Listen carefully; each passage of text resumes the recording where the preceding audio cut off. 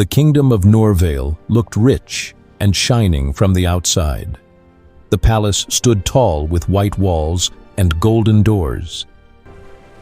At sunset, music played inside the royal halls, and long tables were filled with roasted meat, sweet cakes, fruits, and milk.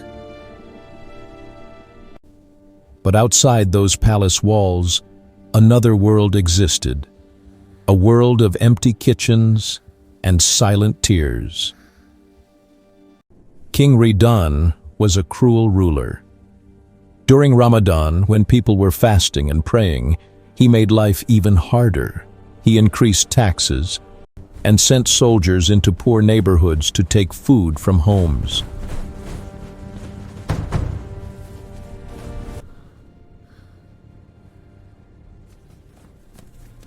"Hunger will make them obedient," he would say coldly.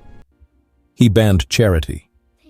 Anyone caught giving bread to the poor was punished in public. He believed fear was stronger than kindness. At the far end of the city, in a small broken house with cracked walls and a leaking roof, lived a little boy named Rayyan. He was only 10 years old, but hunger had made him grow up too fast. His father had been taken to prison because he could not pay the king's heavy taxes. Now Rayyan lived with his sick mother and his little sister, Emily. Every evening at sunset, when it was time to break their fast, they sat together on the floor. There was no food, no bread, no rice, only 3 cups of water. Rayyan always tried to be brave. He would lift his cup and whisper, "Thank you, God, for this water, the smallest mercy, for it is all we have." But his sister's hands would shake as she held her cup. Emily had become very weak. Her cheeks were thin, and her eyes had lost their sparkle. Soon she became sick with fever because her body had no strength. Rayyan's mother was even worse. She had not eaten properly for many days. She gave whatever little they found to her children. Slowly, she became so weak that she could not stand. She lay on the floor, breathing heavily, her face pale. Rayyan wanted to buy medicine for her, but he had no money. He went to the marketplace and asked for help. "Please, can you spare some food for my sick family? I can trade this toy. My family is so hungry. Anything at all, please?" But people were too afraid to give anything because of the king's rules. He watched other children eat dates at sunset, while he carried back only water. One evening, Rayyan returned home and found his mother coughing badly. She tried to smile at him, but her lips were dry and cracked. "I'm fine, my son," she whispered, even though she was clearly not. Emily lay beside her, too weak to move. That night, as the sky turned orange before sunset, Rayyan walked outside. Tears filled his eyes. He raised his small hands toward the sky and cried, "God, we are hungry, but we are patient. My mother is very sick. I cannot even buy medicine for her. Please bring justice. Please help us." At that very moment, something bright fell from the sky and struck the roof of the king's palace. It was not fire, and it was not lightning, but it shook the palace strongly.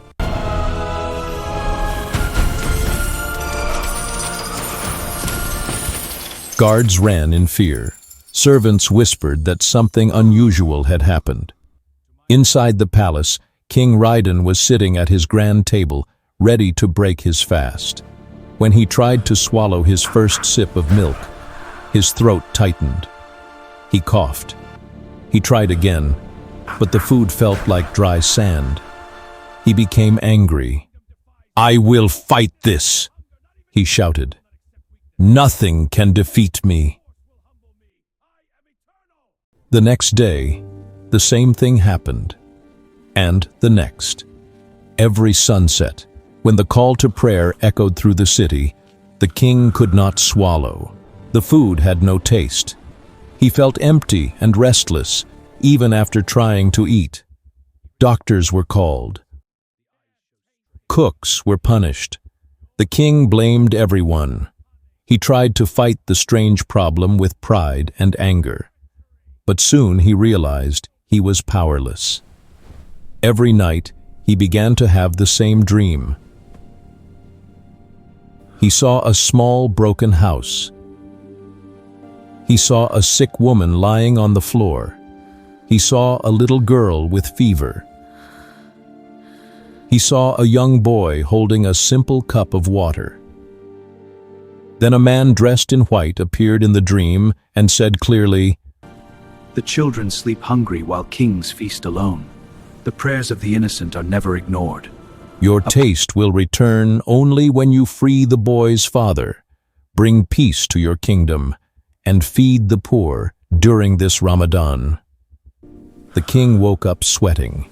He tried to ignore the dream, but it returned again and again. Each time, he felt the same hunger the poor felt. Each time, he saw the mother growing weaker. On the 27th night of Ramadan, he tried once more to break his fast. The food again felt like dust. He fell to his knees, shaking. For the first time in his life, he felt small. "God, forgive me," he whispered. The next morning, the king ordered his men, Find the broken home I have seen in my dreams. The cracked walls, the bare kitchen, the 2 children. Bring the family to the palace safely." Soldiers went to the poor neighborhood and found Rayyan's broken home. They saw the sick mother, who could not even stand. They carefully carried her because she was too weak to walk. Rayyan and Emily followed in fear, not knowing what would happen. When they entered the palace, the king looked at them with different eyes. He saw the mother's pale face. He saw the little sister's thin body. He saw Rayyan standing bravely. The king stood up slowly and said, "Call the royal doctors immediately." He ordered the best treatment for Rayyan's mother. He commanded, "Release the father from prison at once." Within hours, Rayyan's father was brought to the palace, free at last. Rayyan, Emily, my loves! Papa, you're home! Papa, we missed you! I'm here now. I'll never leave you again. The king gave the family money, more than they had ever seen, so they would never suffer hunger again. Just one. Wow, look at all that! He ordered food to be distributed to all the poor in the kingdom during Ramadan. Big pots of rice and bread filled the streets. Public charity was allowed again. Taxes were reduced. Peace slowly returned to Noorvale. Like breathing freely after so long. In the following days, Rayyan's mother received proper medical care and slowly recovered. Emily's health improved with good food. His father returned home with them, tears in his eyes. Rayyan never fully understood the dreams of the king or the strange light that had fallen from the sky. He only knew that God had heard his prayer. On the morning of the festival, at the end of Ramadan, Rayyan stood outside the mosque with a basket of dates, giving them freely to other poor children. When someone asked why he was smiling so brightly after so much suffering, he gently replied, "Because God sees everything, and God listens."